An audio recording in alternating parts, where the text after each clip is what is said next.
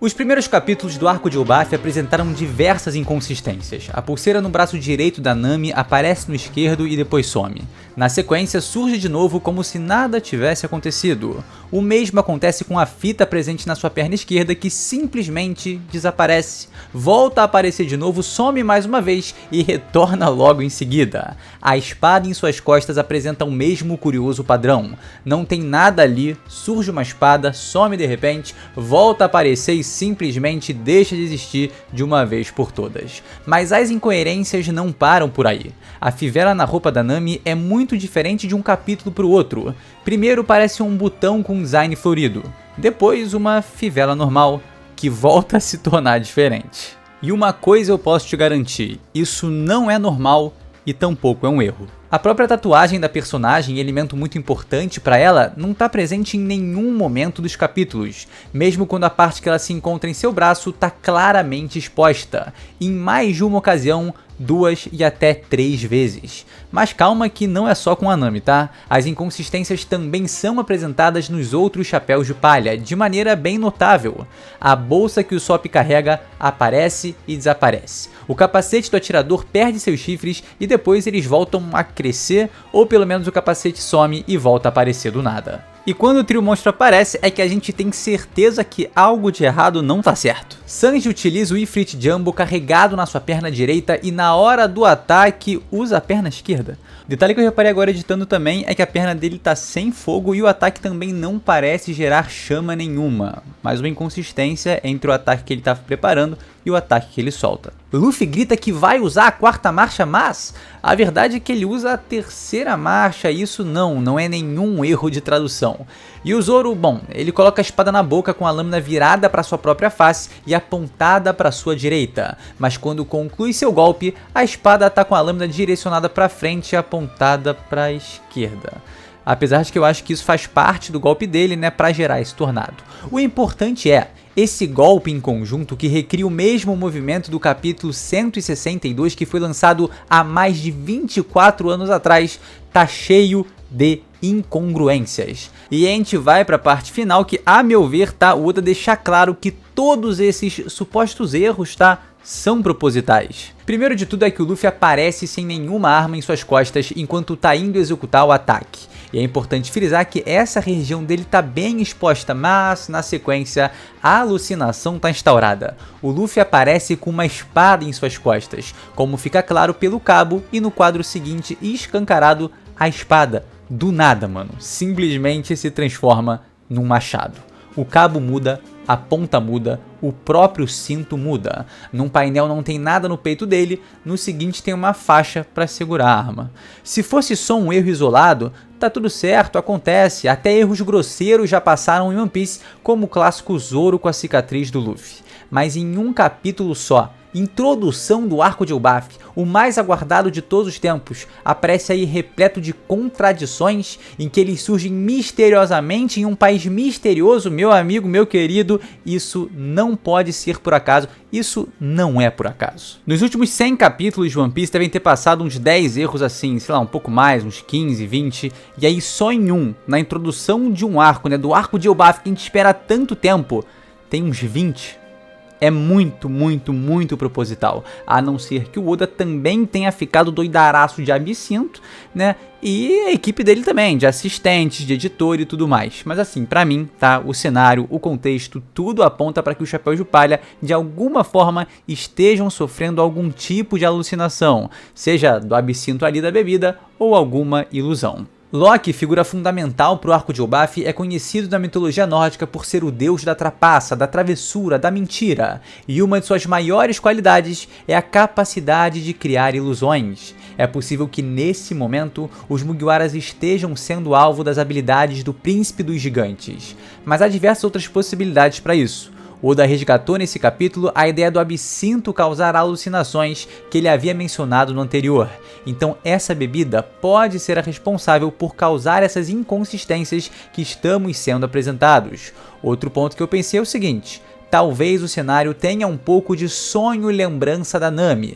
A repetição do mesmo ataque do trio monstro para salvar ela e o Usopp de uma criatura gigantesca pode ser uma visão conturbada que a navegadora tá tendo, né, ao rememorar eventos do passado com o absinto socando a mente dela. O ponto principal é, o Oda errou feio, cara, tá tudo cagado logo no início do arco? Claro que não, tá? Isso é caso pensado. E é através desse esclarecimento que a gente vai guiar todo o vídeo, percebendo como o início do arco de Elbaf é verdadeiramente alucinante, enquanto Oda, como a divindade nórdica Loki, tenta fazer uma travessura com os leitores. Vamos destrinchar a verdade de Elbaf, os gigantes que não são gigantes, onde está o nosso querido Tony Chopper, o que aconteceu com o chapéu de palha do Luffy, a realidade sobre a Yggdrasil que você precisa saber e muito mais. Como essa semana não vai ter capítulo de One Piece, parece excelente nos aprofundarmos ainda mais nos 2 primeiros de Elbaf e nos prepararmos para esse arco que já começou dando o que falar. Se você achou o capítulo passado meio mais ou menos ali, eu tenho certeza que a sua perspectiva vai mudar. Eu sou o Lipe, esse é o canal Chapéu de Palha e eu fico muito feliz de trazer para vocês um vídeo desmistificando, tá, as mentiras de Elbaf e adentrando para além da máscara, da ilusão que Eiichiro Oda quer te colocar. Eu fico imensamente grato se você votar na gente no prêmio IBEST clicando no primeiro link da descrição. Só um clique que pra gente, cara, é um reconhecimento gigante. A gente tá entrando aí nas últimas semanas, então é muito importante todo esse apoio agora. E se você já gostou do vídeo até aqui, saiba que dessa maneira você vai estar dando uma moral gigantesca pra gente. Também te peço para não esquecer do like, se inscrever no canal se não é inscrito e vamos dar sequência aqui, meu querido. Esse foi só o começo, ainda tem muita coisa pra falar. Na live de domingo a gente destrinchou esse capítulo e algumas observações que vão ter aqui nesse vídeo a gente já falou lá na live. E de verdade, aparece para assistir as lives dominicais aqui do canal Chapéu de Palha, cara. Além de ser muito divertido, a gente tem várias ideias legais durante ela, né? Muitas perguntas boas, muitas respostas que geram insights, então é super divertido e dá pra gente se aprofundar e extrair muito mais coisa dessa obra maravilhosa que é One Piece. Enfim, vamos direto aos pontos importantes e entender como Eiichiro Oda é um chafado. Yggdrasil. O que vemos no capítulo 1127 é uma gigantesca, aliás, uma pequena farsa se comparada à árvore real. Tivemos poucos vislumbres da Yggdrasil durante One Piece, mas os 2 painéis em que ela fica mais evidente se mostra claro o quão gigantescamente colossal ela é. Meu querido, olha isso! Esse painel aqui do capítulo 866 deixa óbvio como essa árvore é completamente, mano, descomunal, com várias ramificações enormes e uma copa que parece extremamente cheia e extremamente grossa. Mas nesse capítulo recente temos exatamente a Térvore do Elden Ring, que é inspirada na árvore do mundo do Berserk, que na verdade é uma ramificação, é uma coisa, é uma árvore magra, né? Ah, nossa, que árvore grande. É uma árvore grande, mas é uma árvore magra. Isso não é a Yggdrasil, pelo menos não é a Yggdrasil que vimos antes. A forma do tronco é diferente, a disposição do galhos é distinta, a copa é muito mais fina. Essa árvore é mais uma enganação das várias que a gente vai ver durante esse capítulo. Eu imagino que se ela for a Yggdrasil, deve ser alguma ramificação dela, um braço da árvore, um galho, algo como a Giant Jack que vimos lá em Skypiea. Mas minha ideia favorita é o que o nosso chapa Marco The One Piece Series lançou na live desse domingo. É possível que seja só um bonsai gigante. Pra ser bem sincero, eu até acho que essa menção de se o fogo chegar a Yggdrasil é meio que um misdirection do Oda, né? Mencionando a árvore com essa outra aí atrás pra gente pensar, opa, então aquela é a tão aguardada Yggdrasil, quando na verdade é meio que só um ramo ali, ou é realmente uma ilusão, uma mentira, não é de fato a árvore. Inclusive, ó, nesse painel no final do capítulo dá até para ter um pouco da ideia de onde ela começa, ou pelo menos dá para ver como a copa dessa árvore é bem fina, magra, mano, e nada expansiva, diferente dessa outra árvore aqui que, pelo amor de Deus, cara, parece cobrir todo o perímetro da ilha de Elbaf e mais. Na luta do Shanks contra Kid, Oda faz questão de colocar um pedacinho ali dela, que já dá pra ver primeiro a estrutura do tronco é diferente, porque a que vimos recentemente é toda espiralada, e segundo, meu irmão, essa aí é absolutamente maior do que as montanhas. Mais uma farsa desse capítulo. Essa Yggdrasil não é Yggdrasil, ou pelo menos não é a estrutura principal dessa árvore. Eu acho que faz todo o sentido do mundo ser uma ramificação dela. Afinal de contas, a verdadeira árvore do mundo da mitologia nórdica sustenta 9 diferentes reinos, localizados em suas ramificações. Pode ser que o lugar que estejamos agora seja um desses reinos, ou pelo menos a representação de um deles no universo de One Piece. É bem provável que, assim como o ano que é dividido em 5 diferentes regiões, Elbaf, seguindo os conceitos da Yggdrasil, apresente pra gente 9 diferentes localidades. E pensando sobre isso e lembrando da live de ontem, eu cheguei a um dos grandes insights desse vídeo. Pra mim, presta atenção, o lugar onde os chapéus de palha se encontram nesse momento se trata de Midgard, o reino dos humanos. Isso é muito interessante porque, caso você não tenha reparado, nenhum gigante foi mostrado nesse capítulo. Ah, mas Lipe, na primeira página, na segunda, você não viu nenhum gigante nesse capítulo. Todos ali são humanos e eu vou te provar isso. Gigantes que não são gigantes, roupas de gigantes, perspectivas que o fazem parecer gigantes, mas é tudo mais uma mentira, mais uma travessura. Há sinais gritantes de que eles todos são, na verdade, humanos. Como a gente pode ver no comparativo da Nami com o castelo de Lego onde ela se encontrava, vemos que os corredores são feitos para o tamanho de um humano. Vale a gente ter em perspectiva que o menor dos gigantes é 10 vezes maior do que a Nami, então um gigante não caberia aí. Olha ela e o Usopp na murada do castelo, na Ameia. Se eles estão conseguindo ver através do parapeito, é porque ele obviamente é feito para altura humana. Se fosse um gigante aí, ele não ia ter segurança nenhuma. Isso aí parece ser tipo um meio fio pro pezão gigantesco do cara. Nessa cena seguinte, com eles voando, a gente também pode notar a janela, que é adaptada para um humano. Um gigante, meu irmão, pelo amor de Deus, né? Toda essa cidade construída em Lego como uma maquete para os gigantes é uma terra onde os humanos vivem em Elbaf. Nas páginas desse capítulo, a gente vê que esses supostos gigantes que aparecem são proporcionais às construções de Lego. Olha eles aí em meio às casas. Compara essa suposta gigante com a porta do lado dela, com a janela. A altura deles é proporcional à construção de Lego, exatamente como a da Nami e dos outros chapéus de palha. Além disso, nos 2 painéis que tem o castelo lá no alto, nenhum deles mostra gigantescas construções ao lado, o que reforça a ideia desse castelo e das casas que aparecem no início do capítulo seguirem o padrão igual dos blocos de Lego, sendo construídos da mesma forma, tendo basicamente as mesmas dimensões, né, as mesmas proporções, sendo feitos para humanos. Todos esses são espaços adequados para seres humanos. Ou seja, todas essas construções em Lego são com peças padronizadas, e assim como os chapéus de palha estão proporcionais a essas construções, esses supostos gigantes no início do capítulo também estão, o que indica que eles são humanos.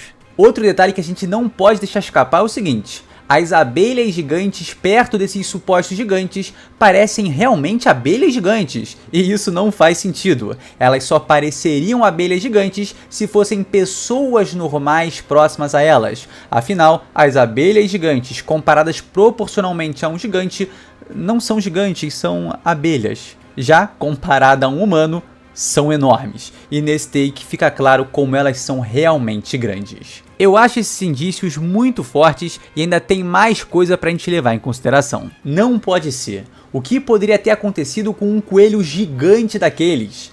Esse cara tá falando como se esse coelho fosse um colosso em relação a ele próprio, mas o porco espinho que a gente vê, o gato que a gente vê, as abelhas são todos pequenos, né, normais para um gigante, mas para um humano eles são realmente grandes. A surpresa dele por um ser gigante ser derrotado reitera a ideia dele próprio não ser um gigante, e por isso tamanha surpresa. A gente vê um coelho, mano, sendo derrotado ali, abatido.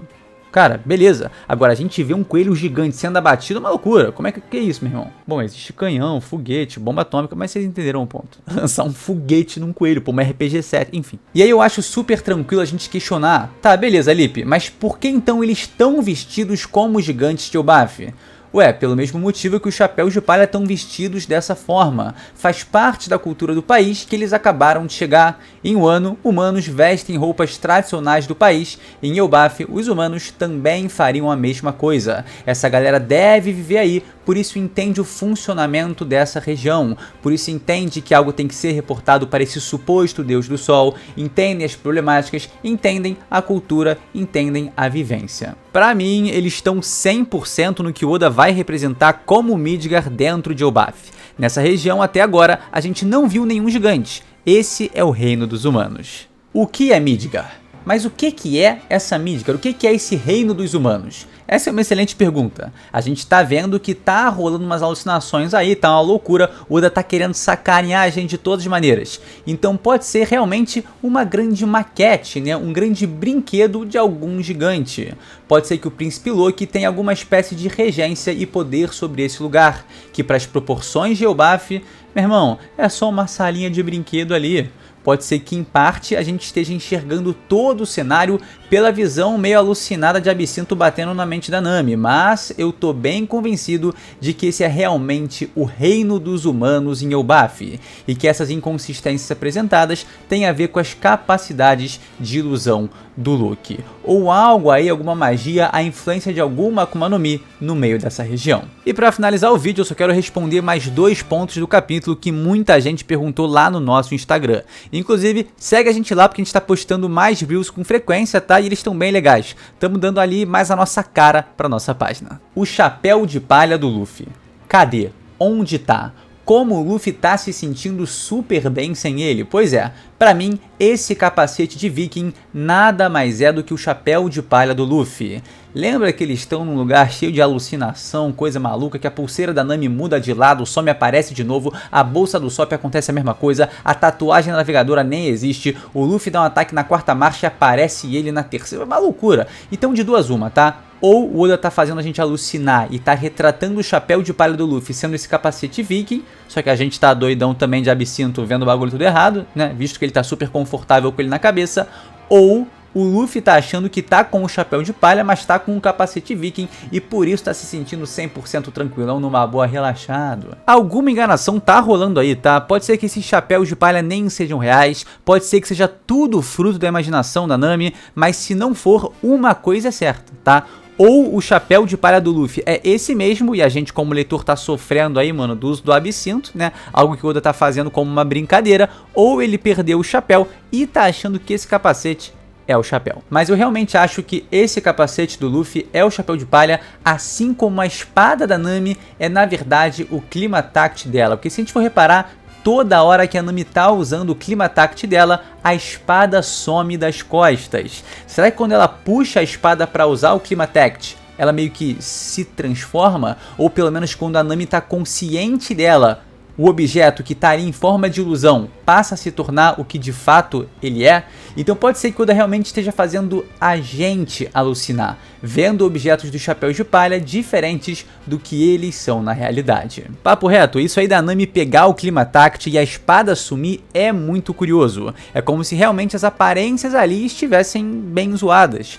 Tá tudo meio que numa ilusão. E agora a gente vai pro último ponto do vídeo, mas eu quero saber de você. Acha que eles estão em Midgar? Acha que ela vai se limitar a um grande parque de brinquedos? As inconsistências são sinais de alucinação dentro da obra, ou do Oda mesmo? Ou de alguma ilusão que os chapéus de palha estão sofrendo? Cadê o Chopper? Galera, essa parte do vídeo é um pouco mais pesada, é um pouco mais complicada, porque eu tenho um recado bem complicado para dar para vocês.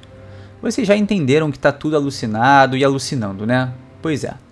O nosso querido médico, Tony Chopper, virou comida de emergência, como o Oda fez foreshadow tantas vezes. Mentirinhas e travessuras, na verdade ele foi morto pelo chapéu de palha, recebeu o ataque triplo do trio monstro, ou assassinado pela Nami, porque ele era o porco espinho que ela atacou. Ah, tá duvidando, tá achando graça, não tá achando graça, tá achando ridículo? Meu irmão, esse aqui é ele se escondendo atrás da parede, no maior estilo Tony Chopper. Entrou no guard point quando a Nami assustou ele, e depois foi de Twitter. Chopper está alucinado também, com certeza. Como a gente pode ver, um triste fim pro nosso querido Tony Chopper, né, que agora vai ser uma figura central no live action de One Piece. Aparentemente, Oda vai trazer um lado mais obscuro dos Chapéus de Palha, canibalizando seus próprios companheiros e os assassinando sem um mínimo de pudor. Realmente, Oda ficou tocado, né, pelo final de Jujutsu e agora quer trazer esse aspecto mais cabuloso, mais sombrio, tenebroso, obscuro para a sua obra. E aí piadinha, sacanagem, esse foi o vídeo, espero que você tenha gostado, tá? Não esquece de deixar aquele like, se inscrever no canal e vota no IBEST, vota no IBEST, vota no IBEST, vota no IBEST. Vota no IBEST, vota no IBEST. Primeiro link, vota no IBEST, beleza? Deixa um comentário maneiro também pra eu saber que você curtiu esse vídeo e gostou de toda a análise aqui feita. Acha que o Oda cometeu vários erros realmente no início de Elbaf ou acha que tudo isso é caso pensado assim como eu penso? Deixa aí nos comentários, quero muito saber a opinião de vocês e muito obrigado por me acompanhar até aqui. A gente se vê sem sombra de dúvidas, meus queridos, num próximo vídeo. É isso, galera. Valeu!